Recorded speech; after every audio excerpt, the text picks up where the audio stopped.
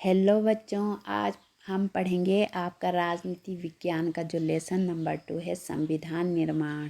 इसमें हम संवैधानिक संरचना के बारे में जानेंगे कि संविधान क्या है, इसकी ज़रूरत क्यों है।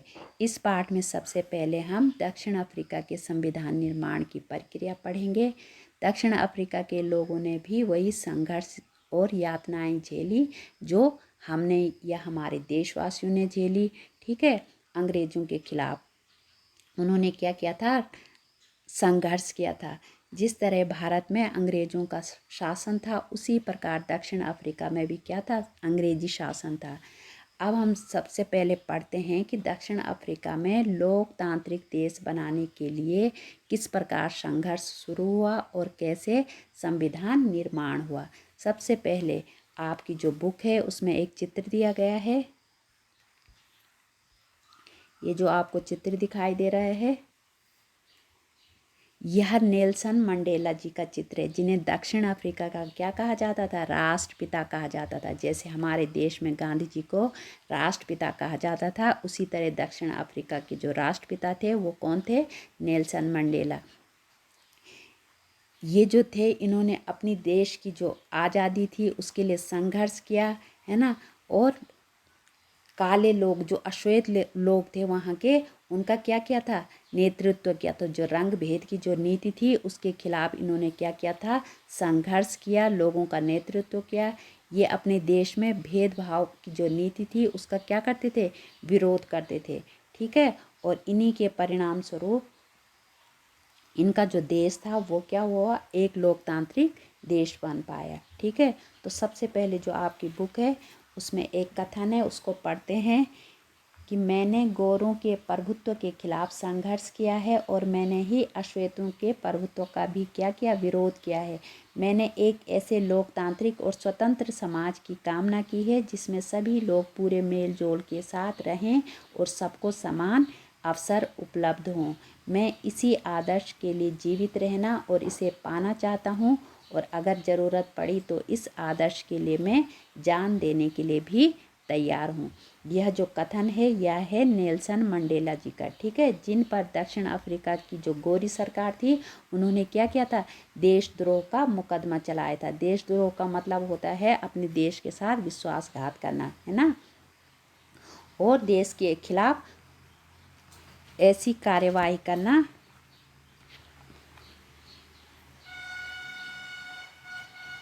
देश की सरकार को उखाड़ फेंकने की कोशिश करने का जो अपराध होता है एक प्रकार से, उसे क्या कहा जाता है, देशद्रोह कहा जाता है। जबकि उन्होंने ऐसा कोई कार्य नहीं किया, लेकिन जो अंग्रेजी सरकार थी उन्होंने उन पर क्या चलाया, देशद्रोह का मुकदमा चलाया। क्यों, क्योंकि वो क्या करते थे, अंग्रेजी जो सरकार की जो शासन की जो नीतियाँ होती थी उसका वो क्या करते थे, विरोध करते थे। उन्हें और 7 अन्य नेताओं को 1964 में देश में रंग भेद से चलने वाली शासन व्यवस्था का विरोध करने के लिए आजीवन कारावास की सज़ा सुनाई गई थी। रंग भेद का मतलब होता है रंग के आधार पर किसी के साथ भेदभाव करना, है ना, यानी कि जो चमड़ी होती है उसके आधार पर गोरे या काले का क्या करना, भेद करना।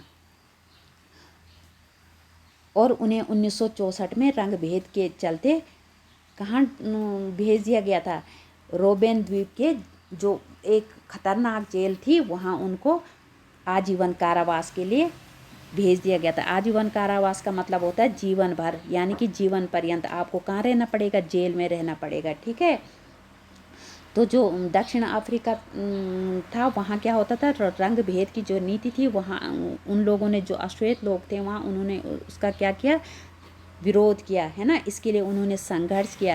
रंग भेद नस्ली भेदभाव पर आधारित उस व्यवस्था का नाम है जो दक्षिण अफ्रीका में विशिष्ट तौर पर चलाई गई। दक्षिण अफ्रीका पर यह व्यवस्था यूरोप के गोरे लोगों ने लादी थी, यानी कि जो यूरोप की जो अंग्रेज़ सरकार थी उन्होंने क्या किया था, जो वहाँ के जो अश्वेत लोग थे उनके पर क्या क्या था, ये जो रंग भेद की जो नीति थी उन पर उन्होंने लागू की थी। 17वीं और 18वीं सदी में व्यापार करने आई यूरोप की कंपनियों ने दक्षिण अफ्रीका को भी उसी तरह हथियारों और जोर जबरदस्ती से गुलाम बनाया जैसे उन्होंने किसको बनाया था, भारत को बनाया था। पर भारत से उलट काफ़ी बड़ी संख्या में गोरे लोग दक्षिण अफ्रीका में क्या बस गए थे और उन्होंने वहाँ पर क्या किया था, अपनी सरकार बना ली थी और वहाँ का जो स्थानीय शासन था उसको अपने हाथों में ले लिया। रंग भेद की राजनीति ने लोगों को चमड़ी के रंग के आधार पर बांट दिया। दक्षिण अफ्रीका के जो स्थानीय लोग थे उनकी जो चमड़ी का रंग था, जो स्किन का जो उनका कलर था वो कैसा था, काला था, और उन्हें क्या कहा जाता था, अश्वेत कहा जाता था। और जो वहाँ वो आबादी के 3/4 थे। ठीक है, श्वेत और अश्वेत के अलावा वहाँ जो मिश्रित नस्ल के लोग थे जिन्हें क्या कहा जाता था, यानी कि न वो काले थे और न वो गोरे थे, है ना। तो जो बीच के जो रंग के लोग थे उन्हें क्या कहा जाता था, रंगीन चमड़ी वाला कहा जाता था। और भारत से जो गए लोग थे वो भी उसमें शामिल थे। गोरे शासक गोरों के अलावा शेष सबको क्या समझते थे, छोटा और नीचा मानते थे और उन्हें वोट देने का भी अधिकार नहीं था। रंग भेद की शासन नीति अश्वेतों के लिए खास तौर से दमनकारी थी। उन्हें गोरों की बस्तियों में रहने बसने की इजाज़त नहीं थी। परमिट होने पर ही वे वहां जाकर काम कर सकते थे। रेलगाड़ी, बस, टैक्सी, होटल, अस्पताल, स्कूल और कॉलेज, पुस्तकालय, सिनेमाघर, नाट्यघर, समुद्र तट, तरणताल यानी कि तालाब और सार्वजनिक जो शौचालय तक में गोरों और कालों के लिए क्या था, अलग अलग इंतजाम थे। इसे पृथक्करण या अलगाव का इंतजाम कहा जाता था। काले लोग गोरों के लिए आरक्षित जगह तो क्या उनके गिरजाघर तक में नहीं जा सकते। जो काले लोग थे, अश्वेत लोग थे, वो गोरे लोगों के किसी भी स्थान पर नहीं जा सकते थे। यहाँ तक कि जो धार्मिक स्थल होते हैं, गिरजाघर, वहाँ भी जाने की उनके लिए इजाज़त नहीं थी। अश्वेतों को संगठन बनाने और इस भेदभावपूर्ण व्यवहार का विरोध करने का भी कोई अधिकार नहीं था। ठीक है, आपकी बुक में एक साइन बोर्ड बनाए गए, उसमें क्या लिखा गया है कि खतरा, देशी, अश्वेत, हिंदुस्तानी और रंगीन चमड़ी वालों, अगर तुम रात में इस परिसर में घुसे तो तुम्हें लापता घोषित कर दिया जाएगा। हथियारबंद सुरक्षा गार्ड देखते ही गोली मार देंगे और जंगली कुत्ते लाश को नोच नोच कर खाएंगे। तुमको चेतावनी दे दी गई है। तो इस प्रकार जो उस समय जो वहाँ व्यवस्था थी, तो उस पर ये नोटिस बोर्ड भी लगाए जाते थे ताकि लोग देखें और उसके अनुसार ही उसका अनुपालन करें। ठीक है, 1950 से ही अश्वेत, रंगीन चमड़ी वाले और भारतीय मूल के लोगों ने रंग भेद प्रणाली के खिलाफ क्या कर दिया, संघर्ष किया। उन्होंने विरोध प्रदर्शन किए, हड़तालें की, भेदभाव वाली इस शासन प्रणाली का विरोध किया। ठीक है, और अफ्रीकी नेशनल कांग्रेस के जो एक संगठन था उसके तले सब क्या हो गए, एकजुट हो गए। ठीक है, इनमें जो उनके साथ कई मजदूर संगठन और कम्युनिस्ट पार्टी के लोग भी क्या हो गए, शामिल हो गए। अनेक समझदार और संवेदनशील जो गोरे लोग थे, जो वो भी क्या हो गए, इनके साथ जो रंग भेद की जो नीति थी उसका क्या करने लगे, विरोध करने लगे। ठीक है, अनेक देशों में रंग भेद की जो नीति थी उसकी क्या की, अनेक देशों ने निंदा की दक्षिण अफ्रीका में, और इस व्यवस्था के खिलाफ क्या किया, आवाज़ उठाई। लेकिन जो गोरी सरकार थी उन्होंने क्या किया, हजारों अश्वेत और रंगीन चमड़ी वाले लोगों की हत्या और दमन करते हुए अपना शासन क्या रखा, जारी रखा, है ना। लेकिन जो वहाँ के जो अश्वेत नागरिक थे और अन्य जो रंगीन चमड़ी वाले लोग थे वो उन्होंने क्या किया, लगातार ये विरोध प्रदर्शन जारी रखा। और धीरे धीरे उन्होंने क्या किया, रंग भेद के खिलाफ जब संघर्ष और विरोध बढ़ता गया तो सरकार को यह एहसास हो गया, जो वहाँ की जो अंग्रेज़ सरकार थी, कि अब जोर ज़बरदस्ती से अश्वेतों पर अपना राज कायम नहीं रख सकते। इसीलिए गोरी सरकार ने अपनी नीतियों में क्या करना शुरू कर दिया, बदलाव करना शुरू कर दिया। भेदभाव वाले कानूनों को वापस ले लिया और राजनीतिक दलों पर जो लगा प्रतिबंध था उसको क्या कर दिया, हटा दिया, और मीडिया पर से भी प्रतिबंधी हटा दिया। 28 वर्ष तक जेल में कैद रखने के बाद जो नेल्सन मंडेला जी थे उनको उन्होंने क्या कर दिया, रिहा कर दिया। क्योंकि उन्हें क्या, विश्व के जो अन्य जो संगठन थे उन्होंने भी उन पर क्या कर दिया, अंग्रेजी सरकार पर दबाव डालना शुरू कर दिया, जिसके फलस्वरूप उन्हें ये सब कार्य करने पड़े। आखिरकार 26 अप्रैल 1994 की मध्य रात्रि को दक्षिण अफ्रीका गणराज्य का एक नया झंडा लहराया और दुनिया का एक नया लोकतांत्रिक देश बन गया। और 26 अप्रैल 1994 को जो दक्षिण अफ्रीका था वो क्या बन गया, एक लोकतांत्रिक देश बन गया। और वो जो अंग्रेजी सरकार थी उससे उनको क्या मिल गई, मुक्ति मिल गई। रंग भेद वाली शासन व्यवस्था समाप्त हुई और सभी नस्ल के लोगों की मिलीजुली सरकार के गठन का क्या हो गया, दक्षिण अफ्रीका में रास्ता खुल गया। नए लोकतांत्रिक दक्षिण अफ्रीका के उदय के साथ ही अश्वेत नेताओं ने अश्वेत समाज से आग्रह किया, जो वहाँ के जो अश्वेत लोग थे, जो वहाँ के जो काले लोग थे, रंगीन चमड़ी वाले लोग थे, उन्होंने क्या किया, लोगों से आग्रह किया कि सत्ता में रहते हुए गोरे लोगों ने जो जुल्म किए थे उन्हें वो क्या करें, भूल जाएं और गोरों को माफ़ कर दें। उन्होंने कहा कि अब हमें क्या करना है कि सभी नस्लों तथा स्त्री पुरुष की समानता, लोकतांत्रिक मूल्यों, सामाजिक न्याय और मानवाधिकारों पर आधारित एक नए दक्षिण अफ्रीका का क्या करना है, निर्माण करना है।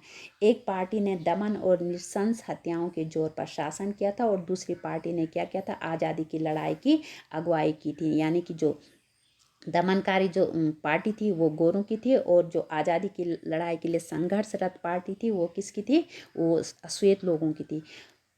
और दोनों ने मिलकर क्या किया, संविधान निर्माण की प्रक्रिया बढ़ाई। ठीक है, 2 वर्षों की चर्चा और बहस के बाद उन्होंने जो संविधान बनाया वैसा अच्छा संविधान दुनिया में कभी नहीं बना। यानी कि जो दक्षिण अफ्रीका के लोगों ने जो मिलजुल कर जो संविधान बनाया, उस प्रकार का जो संविधान है वो विश्व में आज तक कहीं देखने को नहीं मिलता है। इस संविधान में नागरिकों को जितने व्यापक अधिकार दिए गए हैं उतने दुनिया के किसी संविधान में नहीं दिए गए हैं।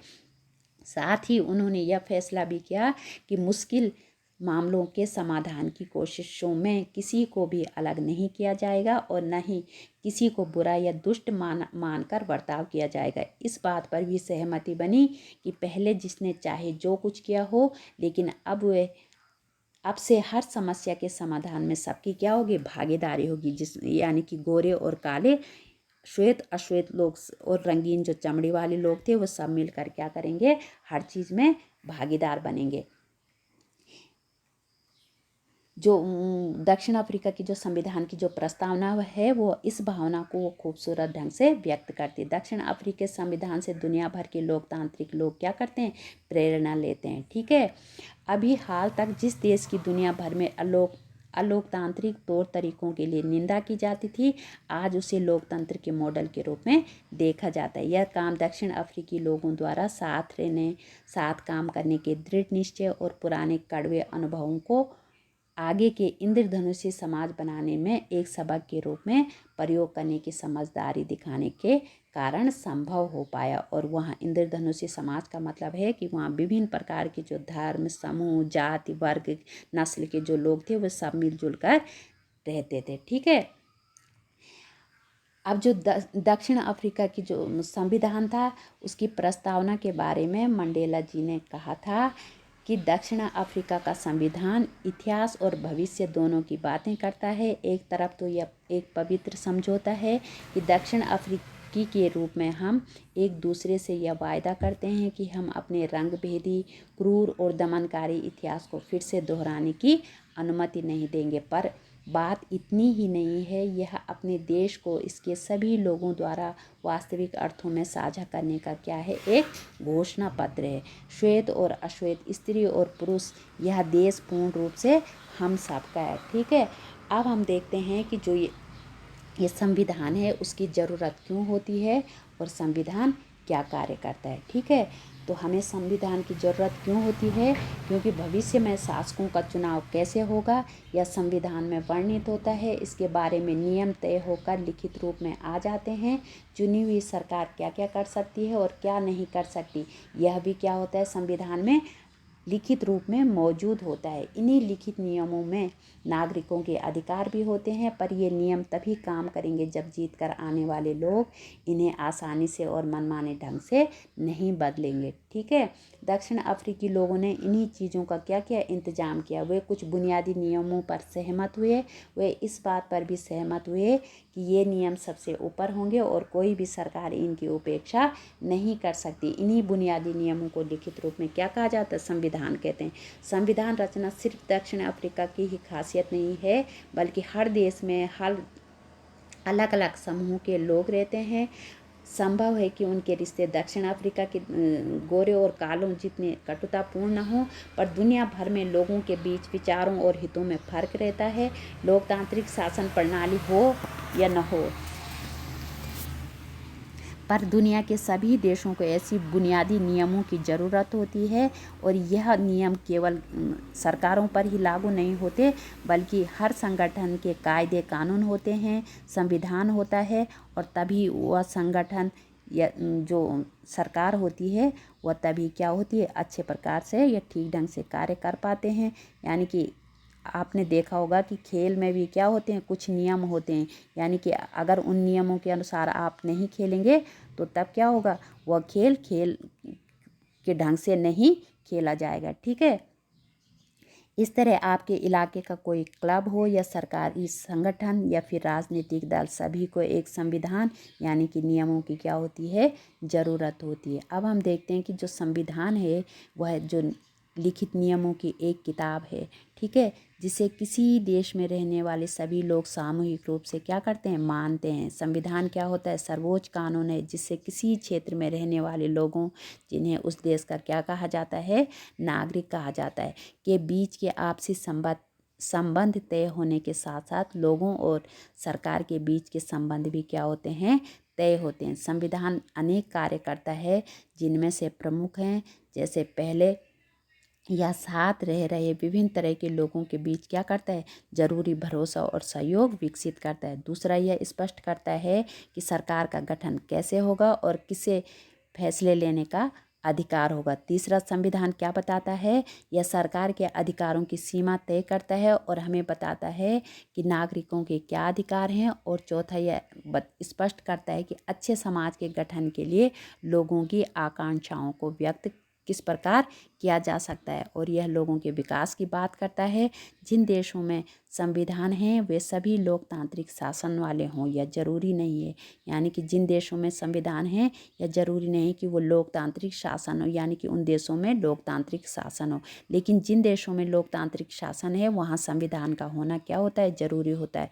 ब्रिटेन के खिलाफ आज़ादी की लड़ाई के बाद अमेरिकी लोगों ने क्या किया था, अपने लिए संविधान का निर्माण किया। और फ्रांसीसी क्रांति के बाद जो फ्रांस के लोग थे उन्होंने क्या किया, एक लोकतांत्रिक संविधान को मान्यता दी। इसके बाद से यह चलन हो गया कि हर लोकतांत्रिक शासन व्यवस्था में क्या होगा, एक लिखित संविधान होगा। ठीक है।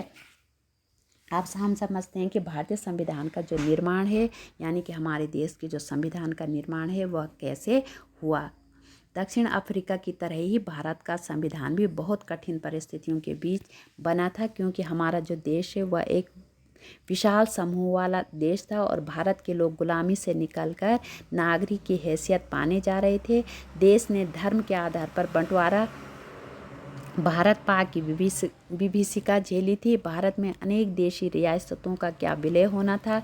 संविधान निर्माताओं को देश के वर्तमान एवं भविष्य की क्या थी, चिंता थी। इन सारी चिंताओं के बावजूद संविधान निर्माताओं को एक बड़ा लाभ यह था कि आज़ादी की लड़ाई के दौरान ही लोकतंत्र समेत अधिकांश बुनियादी बातों पर हमारे देश में चर्चा परिचर्चा शुरू हो गई थी और राष्ट्रीय सहमति बनाने का काम भी शुरू हो चुका था। 1928 ईस्वी में मोतीलाल नेहरू और कांग्रेस के 8 अन्य नेताओं ने क्या किया था, भारत का जो संविधान था उसका वो लिखा था। ठीक है। 1931 में कराची अधिवेशन में भारतीय राष्ट्रीय कांग्रेस ने यह प्रस्ताव रखा था कि स्वतंत्र भारतीय संविधान की रूपरेखा कैसी होगी। इन दोनों ही दस्तावेजों यानी कि 1928 और 1931 के जो संविधान का जो दस्तावेज था उसमें स्वतंत्र भारत के संविधान में सार्वभौम वयस्क मताधिकार, स्वतंत्रता और समानता का अधिकार और अल्पसंख्यकों के अधिकारों की रक्षा की बात की गई थी।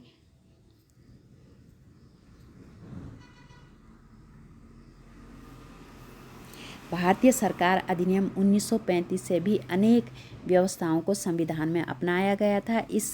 इन सब के साथ भारतीय संविधान निर्माताओं ने अनेक देशों के संविधान से भी अच्छे विचारों को, जो कि समाज के प्रत्येक वर्ग समूह के हित में हो, वो अपने संविधान में अपनाए। हमारे देश के अनेक नेता फ्रांसीसी क्रांति के आदर्शों, ब्रिटेन के संसदीय लोकतंत्र के कामकाज और अमेरिका के अधिकारों की सूची से तथा रूस की समाजवादी क्रांति से प्रेरित थे और उन्होंने इन देशों से भारतीयों के हितों के संरक्षक विचारों को अपने संविधान में अपनाया था। जैसे हमारे जो संविधान है उसमें ब्रिटेन के संविधान से एकल नागरिकता, संसदीय शासन प्रणाली और विधि निर्माण की प्रक्रिया को अपनाया गया। अमेरिका से मौलिक अधिकार, संविधान की सर्वोच्चता, स्वतंत्र न्यायपालिका, ठीक है, इन व्यवस्था को अपनाया गया। और फ्रांस से गणतंत्र की स्थापना के विचार को अपनाया गया। आयरलैंड के संविधान से राज्य के नीति निर्देशक तत्व अपनाए गए, ठीक है। और ऑस्ट्रेलिया के संविधान से संविधान की प्रस्तावना या उद्देशिका की भाषा ली गई। समवर्ती सूची को भी अपनाया गया। और कनाडा के संविधान से संघात्मक व्यवस्था अपनाई गई। जर्मनी के जो वाइमर गणराज्य का जो संविधान था उससे आपातकाल में राष्ट्रपति के अधिकारों को अपनाया गया। दक्षिण अफ्रीका के संविधान से संविधान संशोधन प्रक्रिया को अपनाया गया। जापान से विधि कानून द्वारा स्थापित प्रक्रिया को अपनाया गया। और पूर्व सोवियत संघ यानी कि रूस से 42वें संविधान संशोधन के तहत 1976 में जो मूल कर्तव्य है वो रूस के संविधान से लिए गए। इन सभी चीज़ों व विचारों ने संविधान निर्माण में मदद की। अब हम जानते हैं कि संविधान सभा क्या है तथा इसने किस प्रकार संविधान निर्माण में महत्वपूर्ण भूमिका निभाई। तो सबसे पहले जानते हैं कि संविधान सभा का क्या अर्थ होता है।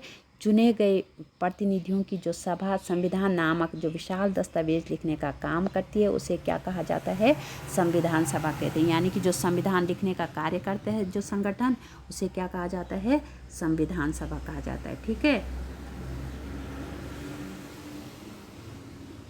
भारतीय संविधान सभा के लिए जुलाई 1946 में चुनाव हुए और संविधान सभा की जो पहली बैठक हुई वो 9 दिसंबर 1946 में हुई थी। भारतीय संविधान लिखने वाली जो सभा थी उसमें 299 सदस्य थे और जो विभिन्न प्रांतों से चुनकर आए थे। इस सभा ने 26 नवंबर 1949 को अपना कार्य पूरा कर लिया था। यानी जो हमारा संविधान था वह लिखकर तैयार हो चुका था, लेकिन इसे 26 जनवरी 1950 को लागू किया गया, क्योंकि कांग्रेस के जो लाहौर अधिवेशन हुआ था 1929 में, उसमें 26 जनवरी 1930 को स्वाधीनता दिवस मनाने की घोषणा की गई थी। इसी दिन की याद बनाए रखने के लिए संविधान बनने के 2 महीने बाद ही इसे लागू किया गया। यानी कि 26 नवंबर की जगह हमारा जो गणतंत्र दिवस है वो 26 जनवरी को 1950 को पहली बार मनाया गया, जिस दिन हमारा जो संविधान है वो लागू हुआ था। हमारे देश का संविधान केवल संविधान सभा के सदस्यों के विचारों को ही व्यक्त नहीं करता, बल्कि यह संविधान अपने समय के व्यापक सहमतियों को व्यक्त करता है। संविधान सभा ने जिस तरह संविधान के लिए काम किया है वह संविधान को एक पवित्रता तथा वैधता देता है। संविधान सभा का काम व्यवस्थित, खुला और सर्वसम्मति बनाने के प्रयास पर क्या था, आधारित था। इस संविधान बनाने से पहले कुछ बुनियादी सिद्धांत तय किए गए थे, उन पर सबकी सहमति बनाई गई थी। फिर डॉक्टर भीमराव अंबेडकर द्वारा संविधान का क्या किया गया था, प्रारूप तैयार किया गया था। प्रारूप का अर्थ होता है किसी कानूनी दस्तावेज का प्रारंभिक रूपरेखा, ठीक है। संविधान के प्रारूप की प्रत्येक धारा यानी कि सेक्शन पर कई दौर की क्या हुई थी, चर्चा हुई थी। संशोधन के बाद संविधान का निर्माण हुआ। इस प्रकार गहन विचार विमर्श मंथन के बाद हमारा जो संविधान है वो तैयार हुआ था, जो कि संसार का सबसे बड़ा लिखित संविधान है, ठीक है। आपकी बुक में कुछ चित्र दिए गए हैं। ये संविधान के प्रमुख सदस्य थे, जैसे कि भीमराव अंबेडकर जी, है ना, जवाहरलाल नेहरू, जीवी Mavalankar, KM Munshi, doctor Rajendra Prasad, JB Kripalani, Sardar Vallabh भाई पटेल, है ना। और यद्यपि जो गांधी जी थे वह संविधान सभा के सदस्य नहीं थे, लेकिन सभा के जो अनेक सदस्य थे वह उनके विचारों से अवगत थे और उनके अनुयायी थे, ठीक है। भारतीय संविधान में जो अब हम देखते हैं कि जो हमारा भारतीय संविधान है उसके बुनियादी मूल्य क्या हैं या आदर्श क्या हैं। हमारा जो संविधान बनाया गया है उसको बनाने के पीछे का दर्शन क्या है, यानी संविधान को बनाने के सबसे बुनियादी सोच या विचार क्या थे। जिन मूल्यों ने व आदर्शों ने स्वतंत्रता संग्राम की प्रेरणा दी और उसे दिशा निर्देश दिए, वही आदर्श जांच परख कर भारतीय लोकतंत्र का क्या बने, आधार बने। और इन्हें ही भारतीय संविधान की प्रस्तावना में शामिल किया गया। संविधान अपने बुनियादी मूल्यों को एक छोटी सी उद्देशिका के साथ शुरुआत करता है, यानी कि जो संविधान के बुनियादी मूल्य हैं, आदर्श हैं, है ना, विचार हैं, वो क्या है, संविधान की जो उद्देशिका है उसमें कहे गए हैं। ठीक है, इसे ही संविधान की प्रस्तावना यानी कि जो संविधान की जो उद्देशिका है उसे ही संविधान की क्या कहा जाता है, प्रस्तावना भी कहा जाता है, और इसे भारतीय संविधान की कुंजी भी कहा जाता है। ठीक है, भारतीय संविधान की प्रस्तावना विश्व के अन्य सभी देशों के संविधानों की प्रस्तावनाओं से श्रेष्ठ है। क्योंकि इसमें सामाजिक, आर्थिक तथा राजनीतिक मूल्यों को प्राप्त करने का क्या किया गया, संकल्प व्यक्त किया गया है। भारतीय संविधान की प्रस्तावना के महत्व को हम निम्न प्रकार से समझ सकते हैं। ठीक है, जो भारतीय संविधान की जो प्रस्तावना है उसका जो महत्व है उसको निम्न प्रकार व्यक्त किया जा सकता है। जैसे यह राष्ट्र की सरकार को वह मार्ग दिखाती है जिसके अनुसार सरकार को अपनी नीतियों का निर्धारण करना होता है। जो भारतीय संविधान की जो प्रस्तावना है वह सरकार को क्या करती है, मार्ग दिखाती है जिसके अनुसार सरकार को अपनी नीतियों का निर्धारण करना है। प्रस्तावना भारत को संपूर्ण प्रभुत्व संपन्न, समाजवादी, पंथ निरपेक्ष, लोकतांत्रिक गणराज्य बनाने की घोषणा करती है। यह नागरिकों को प्रत्येक प्रकार की स्वतंत्रता जैसे विचार, अभिव्यक्ति, विश्वास तथा धर्म एवं उपासना की स्वतंत्रता प्राप्त करने का लक्ष्य घोषित करती है। यह व्यक्ति की गरिमा तथा प्रतिष्ठा को बनाए रखने का आह्वान करती है। यह भारत के समस्त नागरिकों में पारस्परिक भाईचारे एवं बंधुता बढ़ाने का क्या करती है, आदर्श उपस्थित करती है। यह राष्ट्र की एकता तथा अखंडता को बनाए रखने की आशा अभिव्यक्त करती है। यह प्रत्येक व्यक्ति के एक समान अवसर प्रदान करने तथा उसके आदर सम्मान को बनाए रखने में विश्वास प्रकट करती है। प्रस्तावना लोकतांत्रिक शासन व्यवस्था के आदर्शों को अपनाने पर बल देती है। प्रस्तावना में धर्मनिरपेक्ष तथा समाजवादी शब्दों को सम्मिलित करने पर इसका महत्व और भी बढ़ जाता है। ठीक है, तो जो हमारा संविधान है वो संविधान सिर्फ मूल्यों और दर्शन का ही दस्तावेज नहीं है, बल्कि इसमें समय समय अनुसार समय पर समाज में जो हो रहे बदलावों को भी शामिल करने का भी प्रावधान है। ठीक है, इन बदलावों को संविधान संशोधन कहते हैं, यानी देश की सर्वोच्च विधायी संस्था द्वारा उस देश के संविधान में किया जाने वाला जो बदलाव होता है उसे क्या कहा जाता है, संविधान संशोधन। अतः किसी भी संविधान की तरह भारतीय संविधान में नियम बताए गए हैं कि जिनके अनुसार शासकों का चुनाव किया जाएगा। हमारे संविधान में स्पष्ट है कि किसके पास कितनी शक्ति होगी और कौन किस बारे में फैसला लेगा। इसमें नागरिकों के अधिकारों एवं कर्तव्यों का स्पष्ट विवरण है। लोकतांत्रिक देश की सरकार संविधान के अनुसार ही शासन व्यवस्था संचालित करती है। लोकतंत्र में सरकार के क्रियाकलापों में प्रत्यक्ष अथवा अप्रत्यक्ष रूप से नागरिक अपनी सहभागिता सुनिश्चित करते हैं। नागरिकों की सहभागिता के लिए संविधान का होना बहुत जरूरी है। ठीक है, लोकतांत्रिक देशों में संविधान को पवित्र अभिलेख माना जाता है। अतः कोई भी सरकार संविधान का उल्लंघन अथवा अतिक्रमण करने का प्रयास नहीं कर सकती। इससे सरकार द्वारा शक्तियों के दुरुपयोग करने की संभावना समाप्त हो जाती है। तो संविधान एक जीवित आलेख होता है तथा यह देश के नागरिकों की अपेक्षा व आकांक्षाओं के अनुसार क्या होता है, परिवर्तित हो सकता है। लोकतांत्रिक देशों में संविधान सरकार का क्या करता है, मार्गदर्शन करता है। अतः उपरोक्त पाठ का विस्तृत अध्ययन करने से हमें ज्ञात होता है कि किसी भी देश को सही तरीके से चलाने के लिए कुछ नियमों और सिद्धांतों की क्या होती है, आवश्यकता होती है, जिसे क्या कहा जाता है, संविधान कहा जाता है। और देश का संविधान लोगों को नियमों कानूनों के दायरे में रहकर कार्य करने की आज़ादी देता है और नागरिकों के मौलिक अधिकारों की क्या करता है, रक्षा करता है। तो आशा है आप संविधान निर्माण प्रक्रिया समझ गए होंगे और जो संविधान है उसके महत्व से भी अवगत होंगे। तो आज के लिए इतना ही। Thank you.